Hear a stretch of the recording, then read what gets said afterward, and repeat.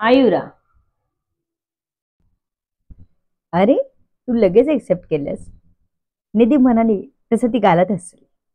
इथून पुढे सौभाग्यवती आयुरा आयुष मोहिते झाली होती ती. तिला ते नाव मनात घोळलं की आतून गुदगुल्या होत होत्या. आयुरा सुगंध या नव्या नावाने खुश होती. सर्व दुःख विसरून आलेले आनंदाचे क्षण सगळे भरभरून जगत होते. पूजा झाल्याशिवाय काही आयुषला आणि आयुराला फिरायला जायलाही अलाउड नव्हतं. सगळं घाईत करताना पूजा ही दुसऱ्या दिवशीच ठेवली होती. निधी, अवनी, आराध्य सगळे या प्रत्येक क्षणाची मजा घेत होते. आजचा दिवस निघून गेला. दुसऱ्या दिवशी सकाळी उठल्यापासून पूजेची तयारी आणि धावपळ चालू झाली होती. आयुष आणि आयुरा यांना आपण स्वप्नात तर नाही ना असंच वाटत होतं. लग्न करूया म्हणता म्हणता झालंही लग्न. आज सकाळी पूजा सुद्धा झाली होती. आयुरा इकडे घरी आल्यापासून वेगळ्याच टेन्शन मध्ये होती. घरात कसं जमवून घ्यायचं.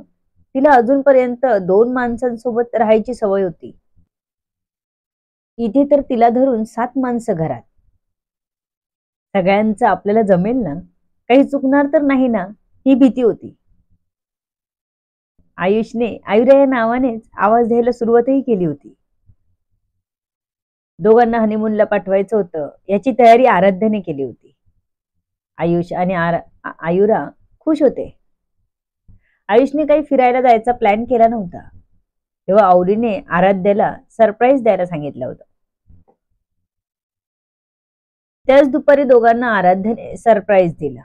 थोडीशी खरेदी करून घाईतच दोघंही हनीमूनला निघाले. तो प्रवास दोघांसाठी ओढ लावणारा होता. आयुषची नजरानजर झाली तरी आयुरा लगेच नजर फिरवत होती. तो हळूच तिच्या बाजूला सरकला आणि तिच्या हृदयातही धडधड वाढली. जणू हृदय तिचं काहीच ऐकायला तयार नव्हतं. आयुषच्या जवळ येण्याने ती एकदम अवघडली होती. इतक्या दिवसात किंवा इतक्या भेटीत आयुषने स्वतःहून कधी तिला स्पर्श केलाच नव्हता. आत्ता गाडीत बसून त्याने तिच्या मांडीवर हात ठेवला. तेव्हा मात्र आयुरा शहारलीच. त्याचा हात तिने पटकन आपल्या मांडीवरून बाजूला केला. खूप थांबलोय. आता तुझ्या मनाची लवकर तयारी कर. आयुषने तिच्या कानाजवळ येऊन सांगितलं. तू इतका जवळ आला होता की त्याच्या ओठांचा स्पर्श आणि गरम श्वास तिला जाणवत होते. तिच्या मागून खांद्यावर हात टाकत तिला हळूच आपल्याकडे खेचलं त्याने. तसं पुन्हा तिचं अंग शहारलं. तिच्या गालावर लाली चढली होती. जास्त विरोध करू वाटत नव्हता तिला. त्याचा तिच्या भोवतीचा उबदार हात तिला खूप आदर वाटत होता. प्रवासात जास्त तिला काहीच त्रास न देता त्याने आपल्या खांद्यावर डोकं ठेवून तिला झोपायला सांगितलं. ती झोपी जाताच तो तिला एकटं बघत राहिला. तिच्या डोक्यावर आपलं डोकं अलगद ठेवत तोही विसावला. त्यालाही झोप लागली. इकडे अधिराज मात्र चांगलाच वैतागला होता. त्याच्या पायाला गोळी लागल्यापासून तो चिडला होता. त्याचा शत्रू त्याच्यावर पुन्हा पुन्हा हल्ला करत होता. त्यामुळे सर्व व्यवस्थित होईपर्यंत आदिराजला तिथेच थांबून राहावं लागलं. त्यात त्याचे 15 दिवस तर असेच निघून गेले होते. मनातून पूर्ण जळत होता तो. त्याचा सर्व लक्षही इथेच केंद्रित होता. निधीचा विचार करायची फुरसतही नव्हती त्याच्याकडे. समोरच्या शत्रूने बॉम्ब हल्ला केला होता. त्यात अधिराजची खूप माणसं मारली गेली होती. अधिराजने एका गुप्त स्थळी आपल्या मालासह तळ ठोकला होता. पण लगेच बाहेर पडता येत नव्हतं.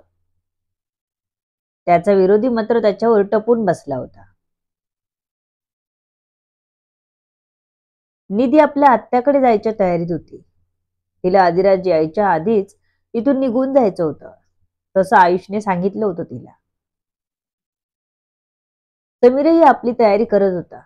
त्याने आपल्या आईला आधीच सांगितलं होतं की त्याला 1-2 वर्षासाठी बाहेर नोकरीला जावं लागेल. आईला सांगून तो निघाला. त्यानंतर त्याने आपला नंबर बदलला.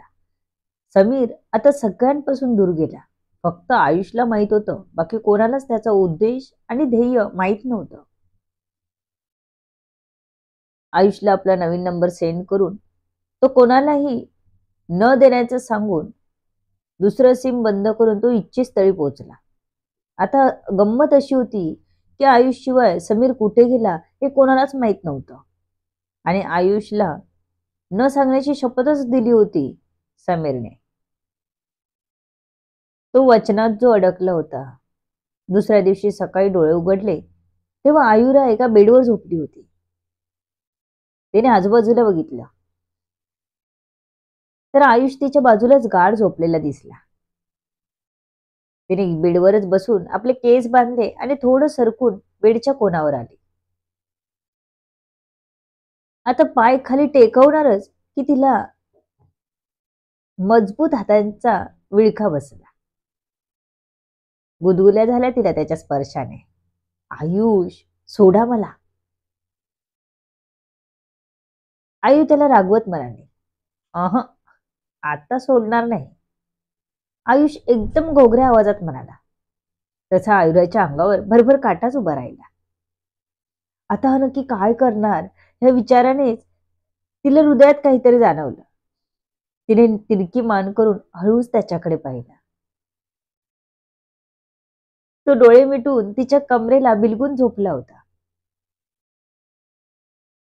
तो बघत नव्हता म्हणून ती त्याला अगदी निरखून बघतच होती की त्याने डोळे उघडले. तशी दोघांची नजरानजर झाली. तिने लगेच आपली नजर वळवली.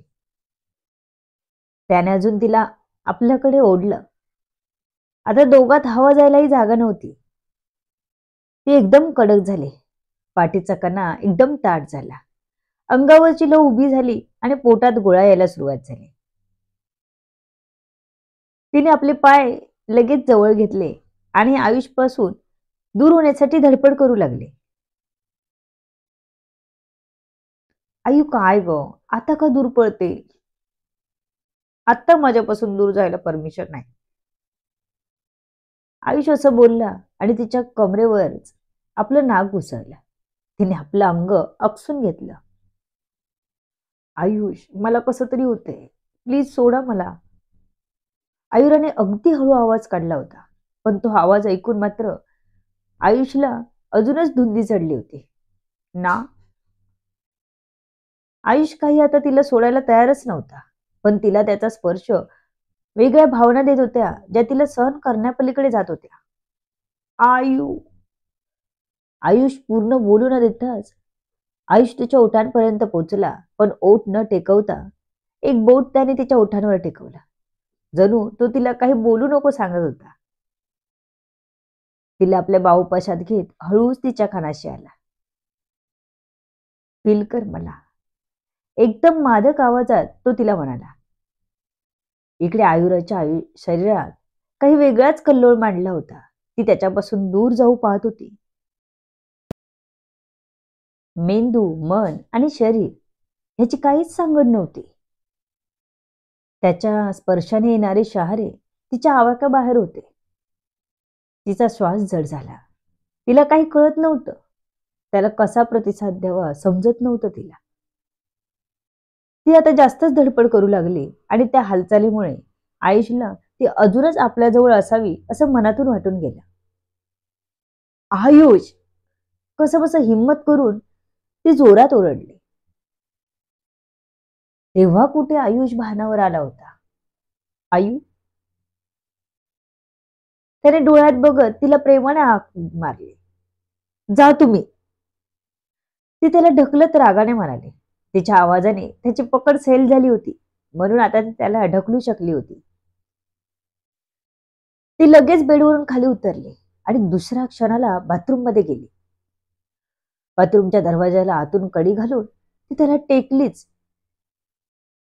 आपल्या हृदयात होणारी धडधड, मनात होणारी घालमेल आणि शरीरात उठणारे तरंग ती छातीवर हात ठेवून थांबवू पाहत होती.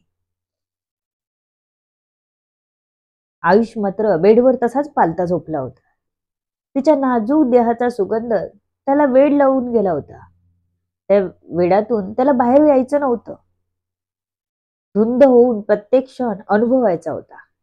त्याच्या चेहऱ्यावर स्मित होतं.